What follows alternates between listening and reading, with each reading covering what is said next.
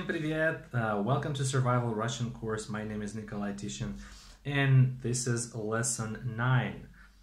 In this lesson we're going to be talking about different objects and also 3 Russian genders. Well, did you know that in Russian we have 3 genders? We have masculine, feminine and neuter gender. Yes?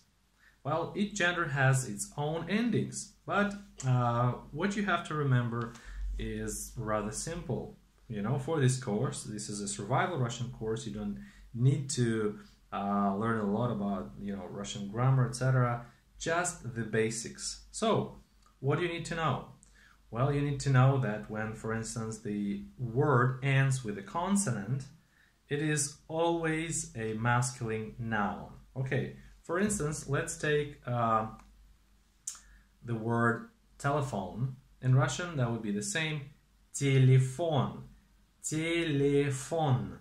Okay, so телефон has an ending n, right? If it's n, then this is masculine noun. Okay, of course you have to understand that there is a physical gender, like father, uncle. These words have physical gender.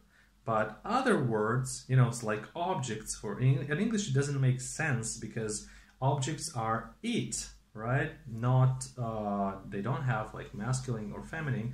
But, well, if you're a Spanish native speaker, for you it makes sense because you also have the same notion in your language. So, how do you define? So the most important thing is remember that when there is a consonant in the end of the word, there is a masculine noun in front of you, like телефон, телефон.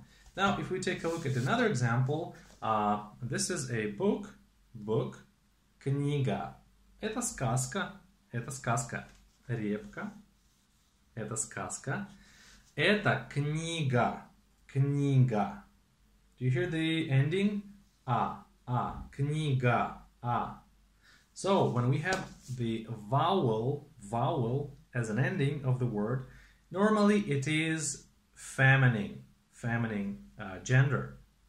Книга, ручка, машина. Okay, these are feminine. But, as I said before, телефон, дом, stol. You hear these endings? Consonants, right? They are masculine nouns. Now, also, we have neuter gender. And neuter gender normally have the following endings. O and ye. O and or ye. Okay, for instance, окно, window. Окно is neutral. Or radio, radio, also neutral.